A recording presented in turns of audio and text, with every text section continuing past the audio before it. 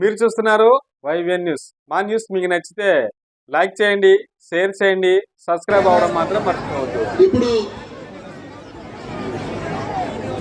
మన నియోజకవర్గ అభివృద్ధి ప్రదాత రాష్ట్ర హోంశాఖ మంత్రులు అంజమ్మ గారిని మాట్లాడవలసిందిగా కోరుతున్నాను.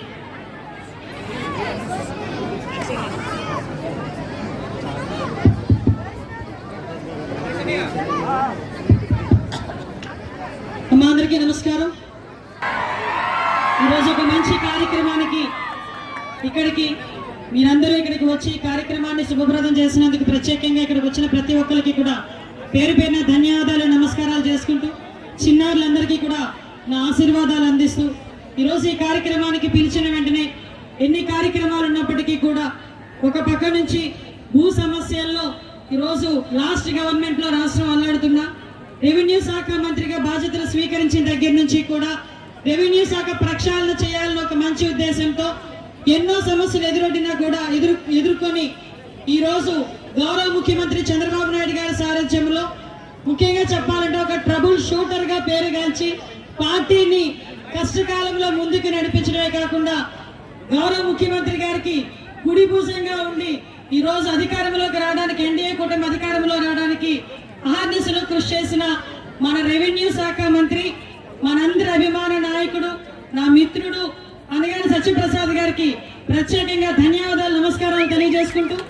ఈరోజు ఈ కార్యక్రమానికి మీ అందరి అభిమాన నాయకుడు, మనందరి అభిమాన నాయకుడు, మన ఇన్ఛార్జ్ మంత్రివర్యులు ఇందాకే మా అన్న మంచి ఎలివేషన్ ఇచ్చాడు, సౌమ్యులు అని. నిజంగానే సౌమ్యుడు. ఈరోజు బీసీ అణగారిన వర్గాలకి ఒక ఆశాద్వీపం. ఈరోజు మన కొల్లు రవీంద్ర గారికి, అదేవిధంగా మనందరి అభిమాన నాయకుడు. మనందరూ అనుకున్నాం ఎక్కడి నుంచో వచ్చారు అనుకున్నాం, కానీ ఎక్కడి నుంచి వచ్చినా మీ అందరూ వాడిని అని చెప్పి మనందరిలో ఒకటిగా ఉండి ఈరోజు మన నియోజకవర్గ అభివృద్ధికి కూడా తన వంతు సహాయ సహకారాలు అందిస్తున్న మన పార్లమెంటు సభ్యులు సీఎం రమేష్ గారికి ప్రత్యేకంగా ధన్యవాదాలు, నమస్కారాలు తెలియజేసుకుంటూ ఈరోజు ఈ కార్యక్రమానికి ముఖ్య అతిథిగా విచ్చేసిన హౌసింగ్ కార్పొరేషన్ చైర్మన్ తాతబాబు గారికి, అదేవిధంగా ఈ కార్యక్రమానికి విచ్చేసిన నియోజకవర్గంలో ఉన్న ప్రతి ఒక్కరికి కూడా, ఎందుకంటే స్టేజ్ మీద ఉన్న ప్రతి ఒక్కరి పేర్లు చెప్తే టైం చాలా గడుస్తుంది కాబట్టి స్టేజ్ మీద ఉన్న అందరి నాయకులకి కూడా పేరు పేరున ధన్యవాదాలు, నమస్కారాలు తెలియజేసుకుంటూ ఈరోజు ఈ కార్యక్రమం ఒక మంచి కార్యక్రమం. ఎప్పటి నుంచో రైతులందరూ ఎదురు చూస్తున్న కార్యక్రమం. నా భూమి ఎక్కడుందో తెలియదు, నా భూమి పట్ట నా పేరు కాకుండా వేరే వారు పడిపోయింది, నా హద్దులు మారిపోయాయి, రెవెన్యూ ఆఫీసుల చుట్టూ పదే పదే తిరుగుతూ రెవెన్యూకి సంబంధించిన ఎన్నో అర్జీలు ఇచ్చి 5 సంవత్సరాలుగా పరిష్కారం కాని సమస్యలన్నింటినీ కూడా చాలా తొందరలో ఈరోజు సమస్య పరిష్కారం చేయడానికి ఈరోజు ముందుకొచ్చింది రెవెన్యూ శాఖ.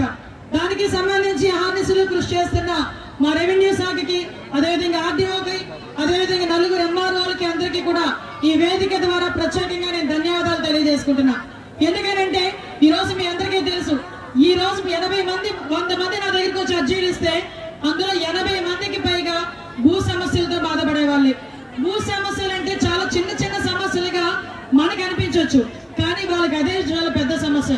అటువంటి సమస్యలు ఒకవైపు అయితే లాస్ట్ గవర్నమెంట్ లో అదే పాస్ పుస్తకాల మీద మన నాన్న పేరు, మన నాన్న బొమ్మ, మన తాత బొమ్మ, మన బొమ్మ ఉండాల్సింది పోయి జగన్మోహన్ రెడ్డి ఫోటో పెట్టుకొని ఆ రోజు ఒక రకమైన భయానక వాతావరణాన్ని సృష్టించిన పరిస్థితి.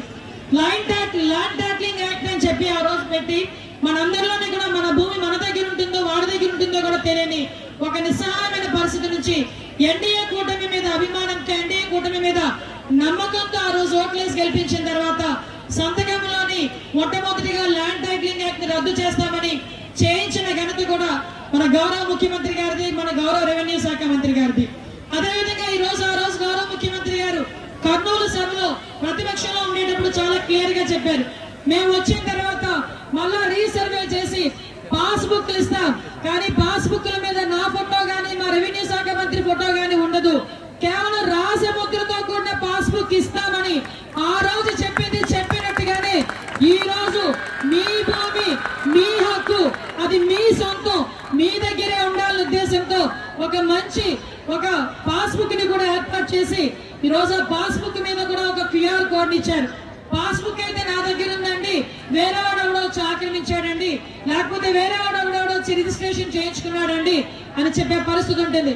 కానీ ఈ రోజు అటువంటి ఆటలు సాగవు. అటువంటి ఎవరైనా దళాలు ఉన్నా కూడా అటువంటి ఆటలు సాగవు.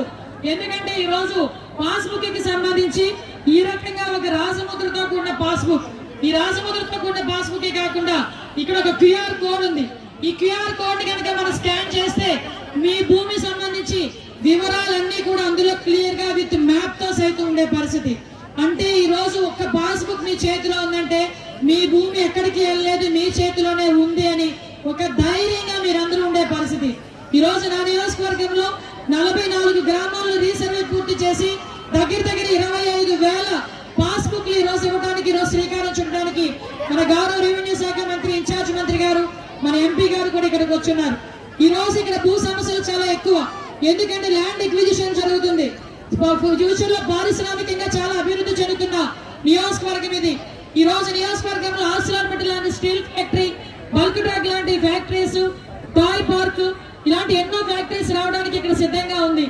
దానికి సంబంధించి ఎవరికి ల్యాండ్ కి సంబంధించి ఇబ్బందులు లేకుండా చేయడానికి ఇది ఒక మంచి ఉదాహరణగా మనం చెప్పుకోవచ్చు. అదేవిధంగా ఈ రోజు ఈ సంవత్సరాన్ని బట్టి కూడా రెవెన్యూ ప్రక్షాళన సంవత్సరం కింద తీసుకొని మళ్ళా 26 డిసెంబర్ కల్లా రెవెన్యూలో ఒక్క సమస్య కూడా లేకుండా చేయడానికి ఈ రోజు గవర్నమెంట్ సిద్ధంగా ఉన్నందుకు ప్రత్యేకంగా రెవెన్యూ శాఖకి ధన్యవాదాలు తెలియజేసుకుంటున్నా. మరొక రకంగా మనందరికీ కూడా ఈ సభ కూడా ఒక కృతజ్ఞత సభ కింద కూడా పెట్టుకోవచ్చు. ఎందుకంటే పాయకులపేట నియోజకవర్గం వెనుకబడిన నియోజకవర్గం. ఆ వెనుకబడిన నియోజకవర్గానికి ఈ రోజు అనేకమైన పరిశ్రమలు తీసుకురావడంలో గౌరవ ముఖ్యమంత్రి గారు, గౌరవ లోకేష్ గారు, గౌరవ ఉప ముఖ్యమంత్రి గారు పక్క నుంచి పనిచేస్తా ఉంటే మన నియోజకవర్గానికి ఒక సెపరేట్ గా రెవెన్యూ డివిజన్ కావాలని ఎప్పటి నుంచో చాలా మంది నుండి కోరున్నారు. ఆ రెవెన్యూ డివిజన్ కూడా ఒక కలగానే మిగిలిపోతుందేమో అనుకున్నా.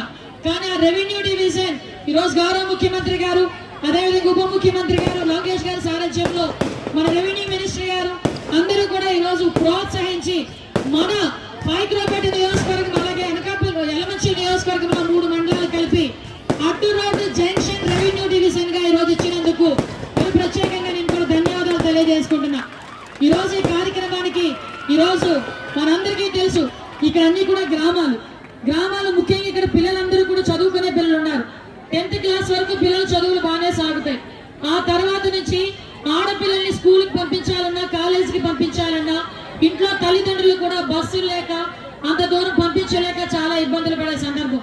దీనంతటినీ దృష్టిలో పెట్టుకునే ఈ రోజు నియోజకవర్గంలో చదువుకుంటున్న 10వ తరగతి చదువుతున్న ఆడపిల్లలకి మగపిల్లలకి ఇద్దరికి కూడా సిఎస్ఆర్ నిధుల నుంచి సైకిల్స్ పంపిణీ చేయాలని ఒక ఆలోచన వచ్చింది. దాని నేపథ్యంలోనే ఈ రోజు 2400 సైకిళ్లు నా ఆడబిడ్డల గురించి, నా పిల్లల గురించి ఈ రోజు వాళ్ళందరికీ కూడా ఇవ్వడానికి సిద్ధపడ్డా. దీనికి ఇవ్వడానికి గల ప్రధానమైన కారణం కూడా మీరు రేపు పొద్దున ఎవరు కూడా డ్రాప్ అవుట్ అవ్వకూడదు. 10th క్లాస్ లో మంచి మార్కులతో పాస్ అయ్యి మనకు జూనియర్ కాలేజీలకి అందరూ కూడా కాలేజీలకి రావాలి. మీలో మీకు ఒక శక్తి అంటే మానసిక స్థైర్యంతో పాటు శారీరక దారిద్ర్యం కూడా సైకిల్ వల్ల పెరుగుతుంది. కాబట్టి ఈ పంపిణీ కార్యక్రమాన్ని కూడా వచ్చినందుకు ప్రత్యేకంగా ధన్యవాదాలు తెలియజేసుకుంటున్నా. మిమ్మల్ని అందరినీ ఒకటే కోరుకుంటున్నా, రాబోయే కాలంలో గౌరవ ముఖ్యమంత్రి గారు కోరుకున్న స్వర్ణాంధ్రప్రదేశ్ సాధ్యమే దిశగా ముందుకు అడుగులేస్తున్న క్రమంలో ఇక్కడున్న ప్రతి బిడ్డ కూడా తమ భవిష్యత్తు గురించి తమ భవిష్యత్తు గురించి తమే ఆలోచించుకొని ఎటువంటి చెడు మార్గాలకి పోకుండా, గాంజా డ్రగ్స్ అనే వాటికి జోలికి పోకుండా మంచిగా చదువుకుంటూ మన నియోజకవర్గానికి మంచి పేరు తీసుకురావాలని మనస్ఫూర్తిగా కోరుకుంటూ ఈ రోజు ఒక మంచి కార్యక్రమానికి శ్రీకారం చుట్టడానికి ఇక్కడికి వచ్చిన ప్రతి ఒక్కరికి కూడా పేరు పేరున ధన్యవాదాలు తెలియజేసుకొని సెలవు తీసుకుంటున్నా. జై హింద్. థ్యాంక్ యూ అమ్మా.